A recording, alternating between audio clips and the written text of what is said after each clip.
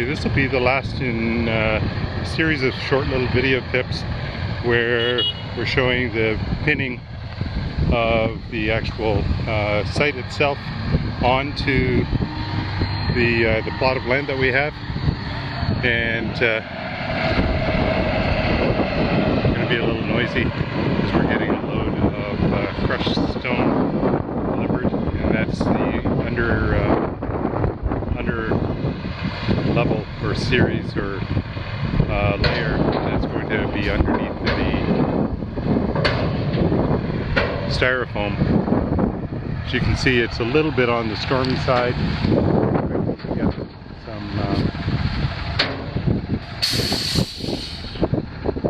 thunderstorms this afternoon. In the meantime, it's warm, sticky, and windy, very windy. But so going back to the pinning, you'll see a series of stakes. So there's one in front of us, off to the one there. So the one that's up there is the one that is depicting where somewhere around there is the front corner of the house, and it needs to be at least 20 feet away from the side of the plot of land that we have. And if you can see that red stake, the orange stake that's right there, that is the edge of our plot of land. So that stake is 20 feet away from that, and then the back corner of the house has to be, so that stake there, depicting the back corner of the house, has to be 10 meters away from the edge of our property that's over in that direction. So, and we have to orient the entire house, so I'll move over there.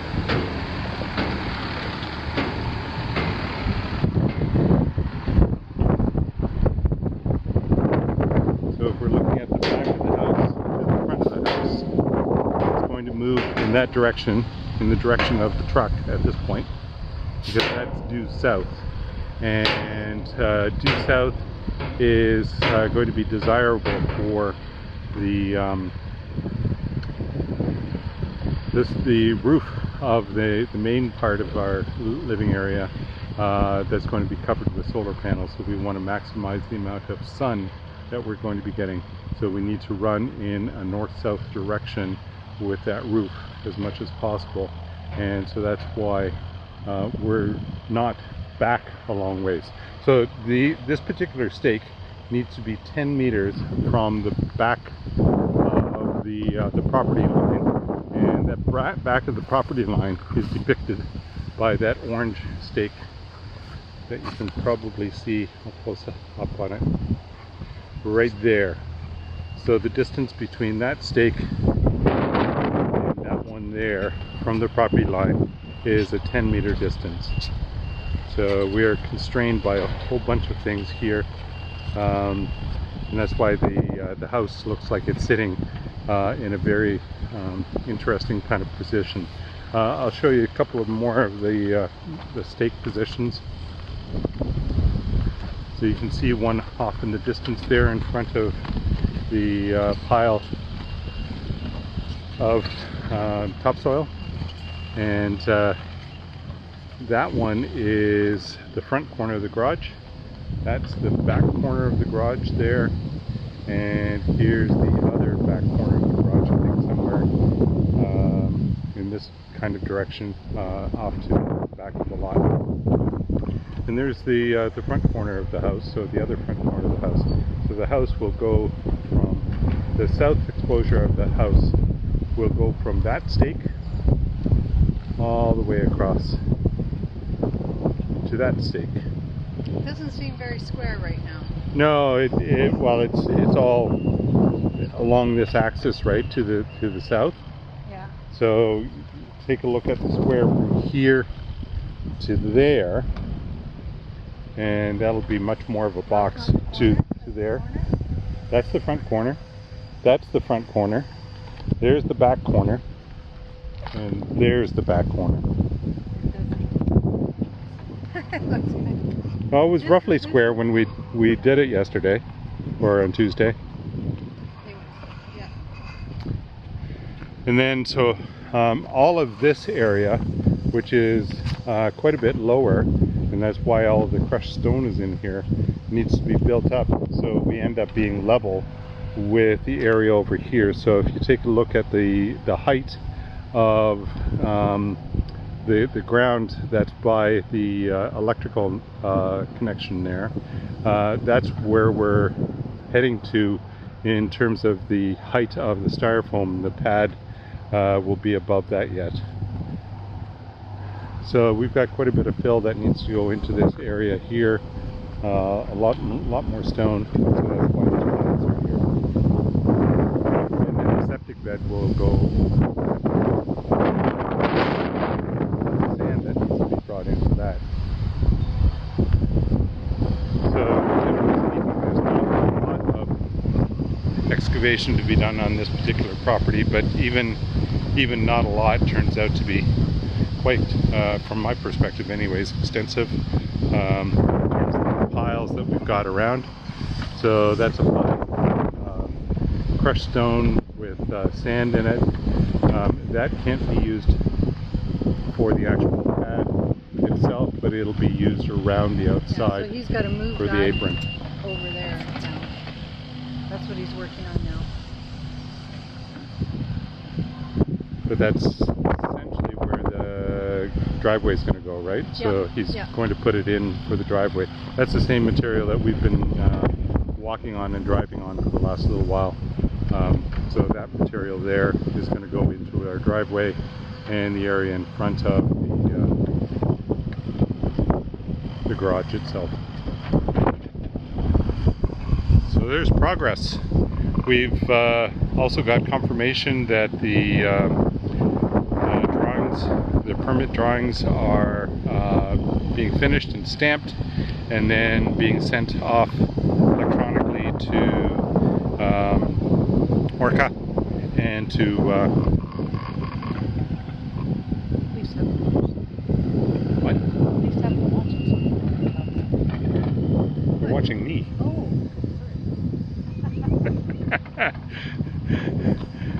So we're I lost my train of thought now, but oh yeah, so they're going to be submitted to Orca and to the municipality, so hopefully we'll get the permits in good time. I don't know what that means, hopefully just a couple of weeks, and we'll be able to get started very shortly. Anyways, let's walk back and we'll see what's up here. So Ron's starting to integrate the driveway with the new section that he's digging for the driveway.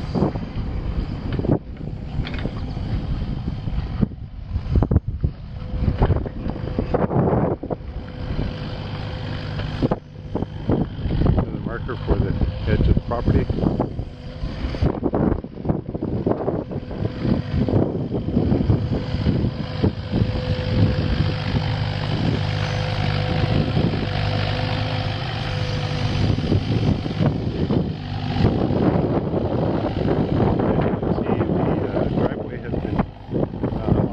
Quite a bit built up, and it's starting to get packed down by us driving over it, and the truck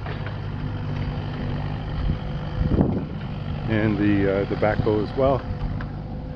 You can see that we've put additional parking area plus other hard packed materials in around the pod, so it's easier to extract when the time comes. And we've also built a ramp, or at least leveled it out to the shed. what was that? I said it's leveled it out from the driveway to the shed.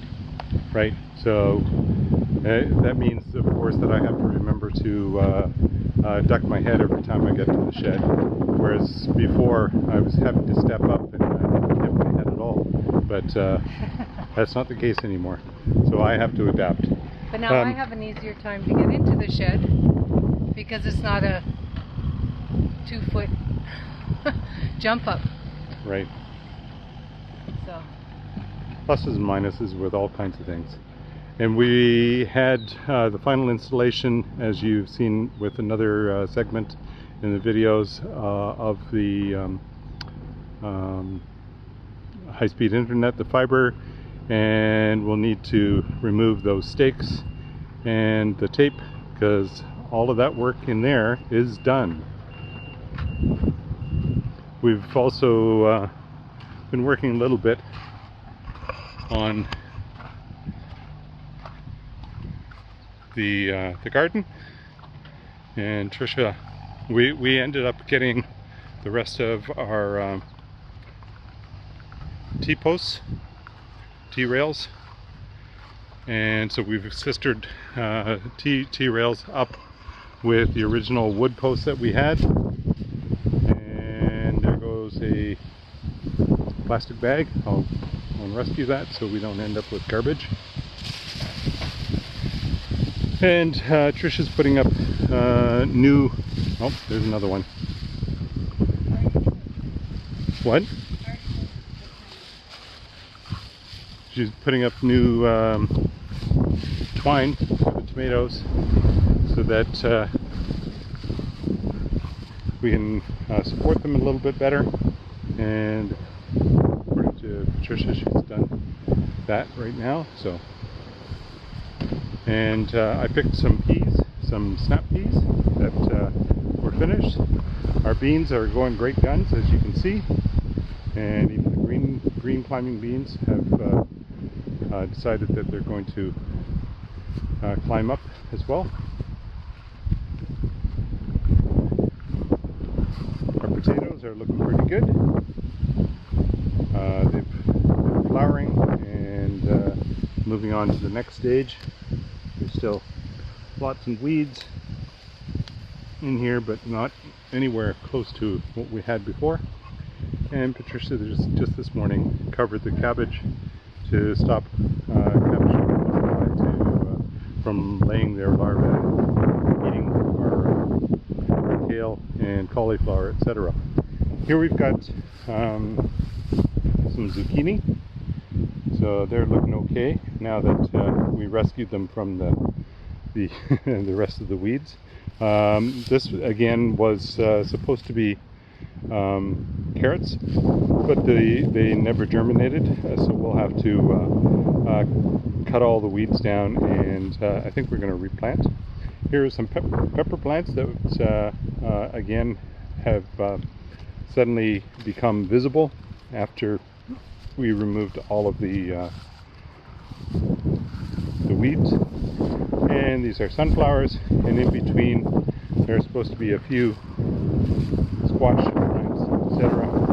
You can see there's a squash plant, and here's another one, and there's another one, and some more sunflowers. There's a rhubarb plant at the end, and these are all our green onions, our cooking onions, when we start harvesting them in the fall. They're coming along quite nicely. And there's one more rhubarb plant up here. I can show you. So we just put those in the spring, and it looks like we'll be getting some good rhubarb out of them in the next little while. Probably later on this summer, and then moving to next year and the year after. We've talked about what we're going to do with this last row, and I think in the fall we're going to be planting some asparagus and maybe some strawberries as well. Maybe the strawberries have to be planted in the spring, I can't remember exactly, but that's what we want to do. So sister planting of strawberries and asparagus. Anyways, that'll be it for today.